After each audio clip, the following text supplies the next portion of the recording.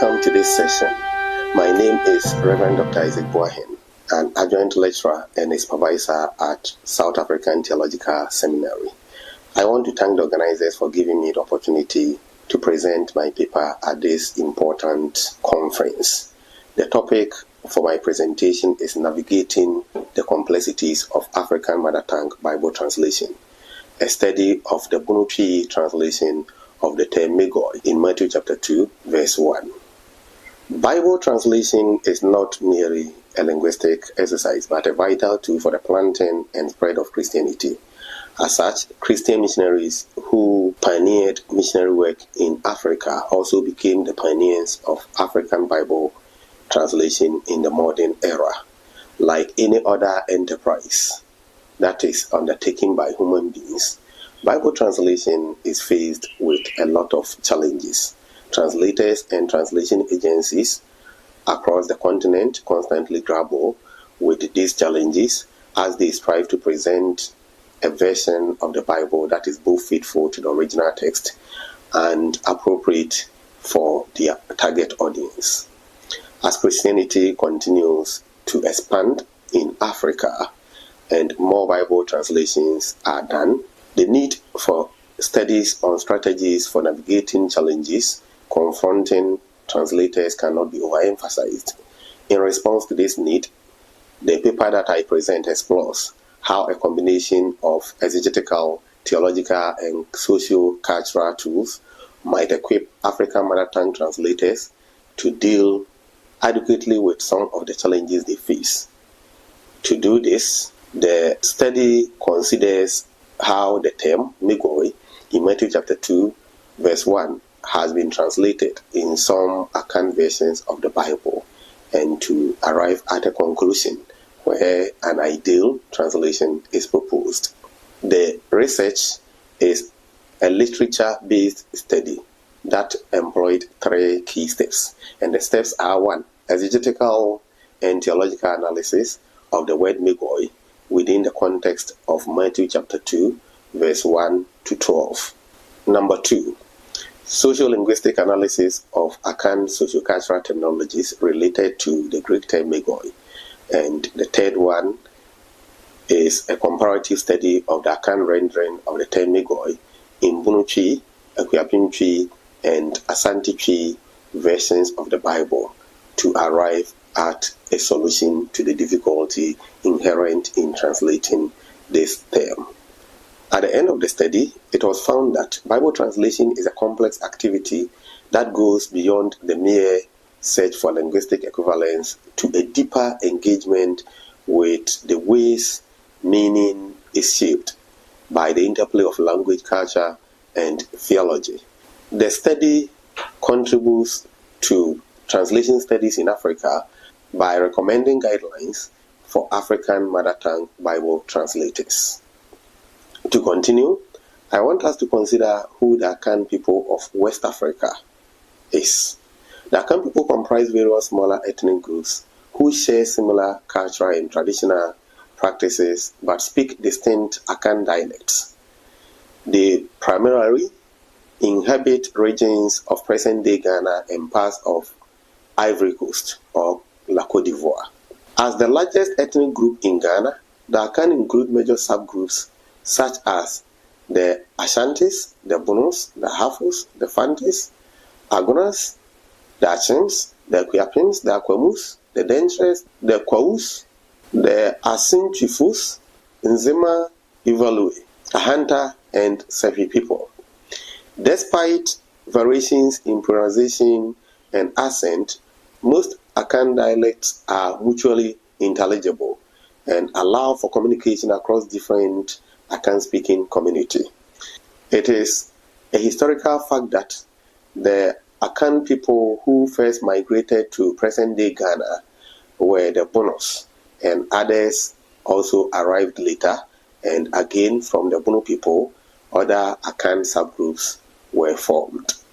The major language of the Akan is Twi. The history of mother tongue Bible translations in Ghana.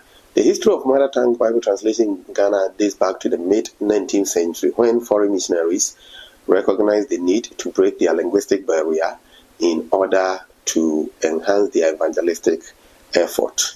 They were determined to do this, and so they reduced some mother tongue languages in Ghana into writing and translated portions of the Bible or other Christian literature into these mother tongues in order to enhance missionary work.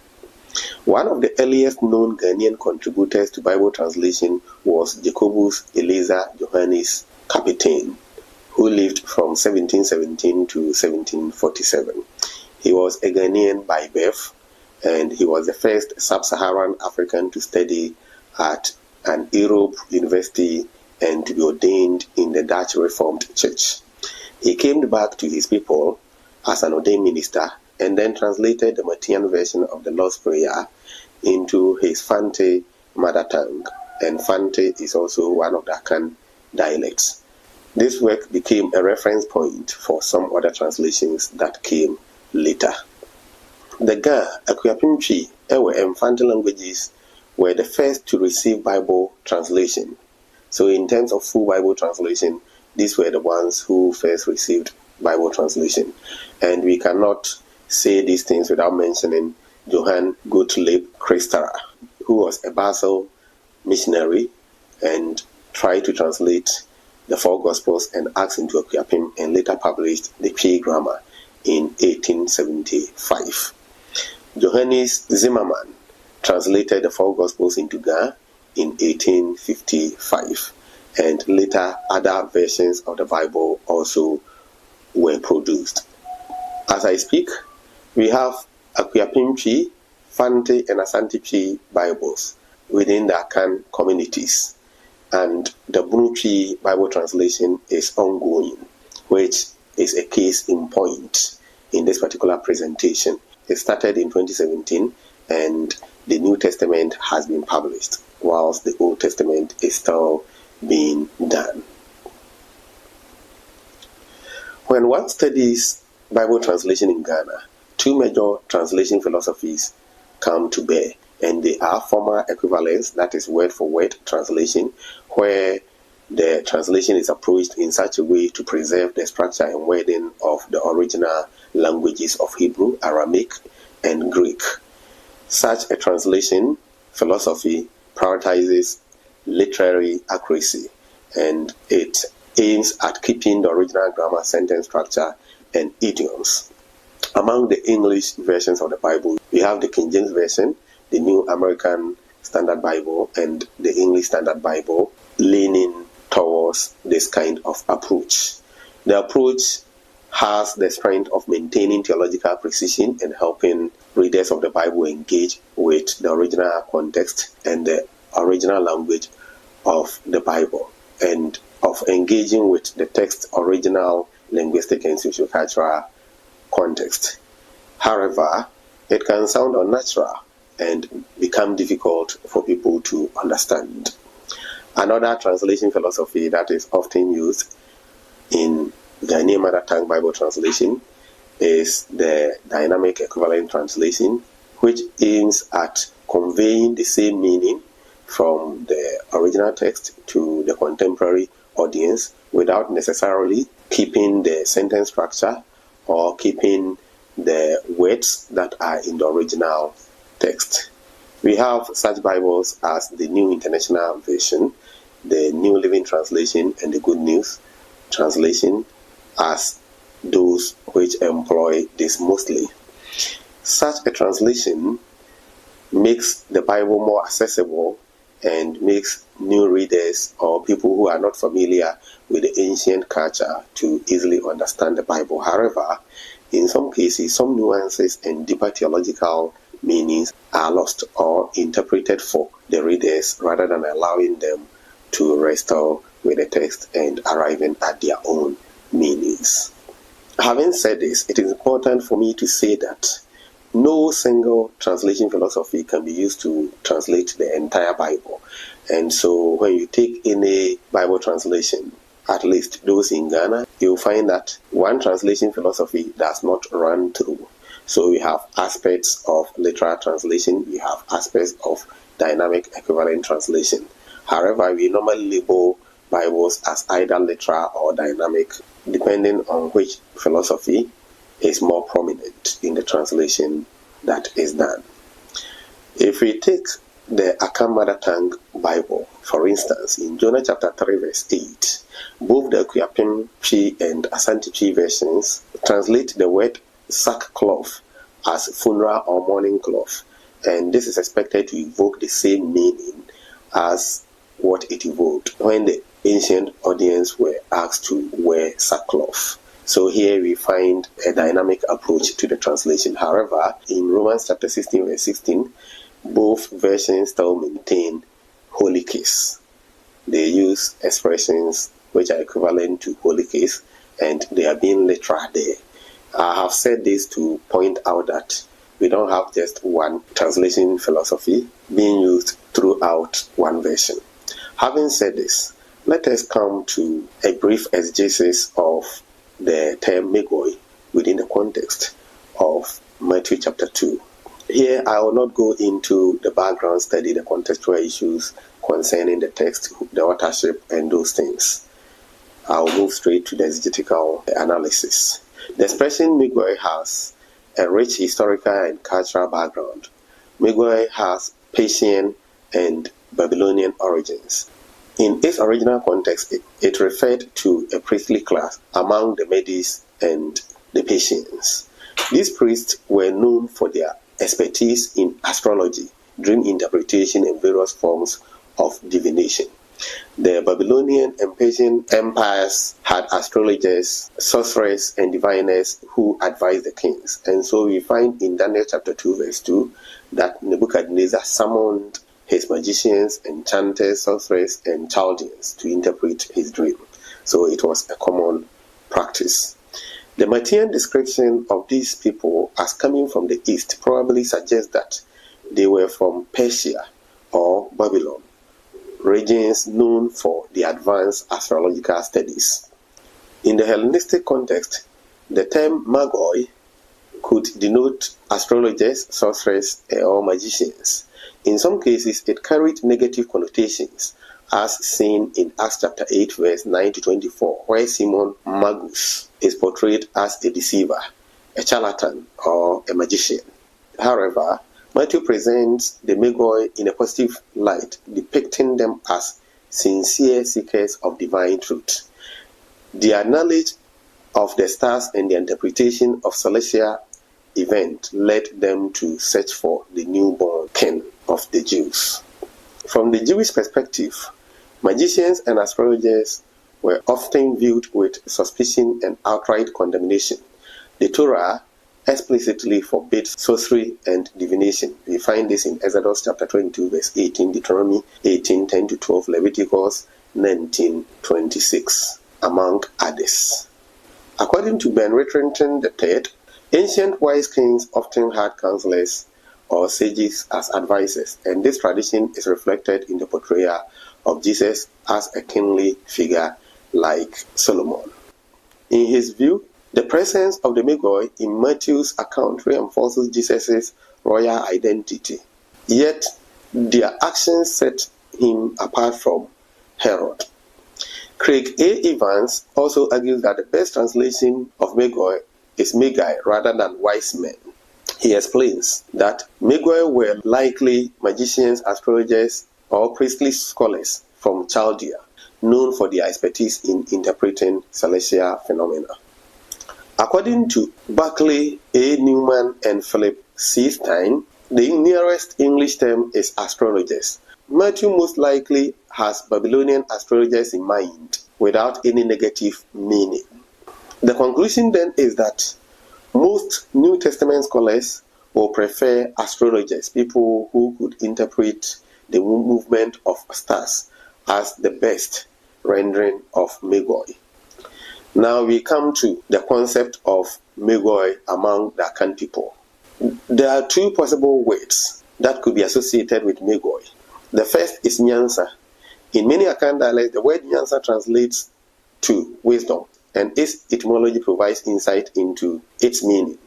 Nyansa derives from nya, that is to acquire, and nsa, which means does not finish, implying something that is not exhaustible. Going by this derivation, one may say that wisdom or nyansa literally means something which, when acquired, does not get finished. It is important for me to add that nyansa within the Akan socio-cultural context is a generic term, such that one may have nyansa related to one thing, but may not have nyansa in relation to another thing. In Akan concept, wisdom understood as nyansa closely associates with age, and so elderly people are considered to be people who have nyansa. And in the same way, traditional leaders and traditional priests are also considered as having nyansa. Nyansa is not considered as the repository of just one person, and so there is a saying that wisdom is not in only one person's head. The second term associated with magoi within the Akan traditional setup is nimdeɛ. The word nimdeɛ derives from nim, that is to know, and adeɛ, something, and it signifies knowledge, to know something. From this root, we also derive nimdifoɔ, and when we talk of nimdifoɔ, it is somebody who is knowledgeable, and this kind of knowledge is knowledge acquired through studies, normally formal training. Therefore, whilst nimdeɛ and nyansa are similar, nimdeɛ is knowledge that must be acquired through studies, through learning, and through mastery over a particular area. One may be born with nyansa, but as for nimdeɛ, it needs to be deliberately learned and acquired through training. Having said this, we now move to re-evaluating the translation of magoi within the Akan context. The Asante and Akuapem versions of the Bible both translate magoi as anyansafoɔ, that is the plural, people who are wise. And again, remember that this is generic wisdom, not related to any particular subject. The problem with this translation is that it first of all portrays the people as having general knowledge without specifying which field their knowledge is related to. It also has the probability of making people think that these are elderly people, and that is why they have nyansa. And based on the statistical analysis that we did earlier, you see that it is not about generic wisdom, but it is about having knowledge about interpretation of the movement of celestial bodies, particularly stars.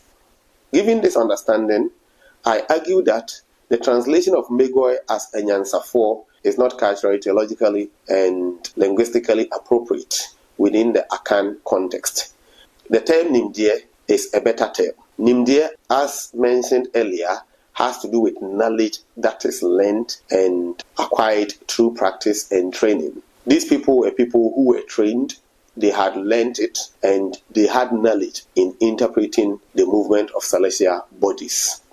However, nimdeɛ alone is also generic and has to be qualified. In what have they acquired knowledge? They have acquired knowledge in interpretation of movement of celestial bodies. Therefore, one has to say nsonomamu and nimdifoɔ, meaning people who have knowledge about stars, people with knowledge about movement of stars. With this translation, people will know, first of all, that they acquire their knowledge, and their knowledge is not general, but their knowledge is related to the interpretation of movement of stars. So I believe that that is a better rendering, having done the socio-cultural and exegetical theological analysis. That is the conclusion I arrive at. The ongoing Boaheng-On Bible translation project has rendered it this way and has therefore given a model for other Akan and other Ghanaian mother tongue Bible translators to learn from. Before I conclude, I would like to give a few guidelines. First of all, Bible translators need to have strong exegetical and theological expertise, and they must learn terminologies, especially key biblical terms, within the ancient context to be able to tell what it should mean in their present context. I also encourage Bible translation agencies to train their translators in the best possible way for them to acquire the knowledge needed for their work. To conclude, any Bible translation project should aim at linguistic precision and conceptual accuracy to ensure that biblical terms retain their intended meaning. In the study presented, replacing enyansafo with nsromamu animdifo or a similar expression reflects specialized knowledge and would be a step towards a more faithful and contextually appropriate translation of magoi in the Akan Bible. God richly bless you for your audience. Thank you.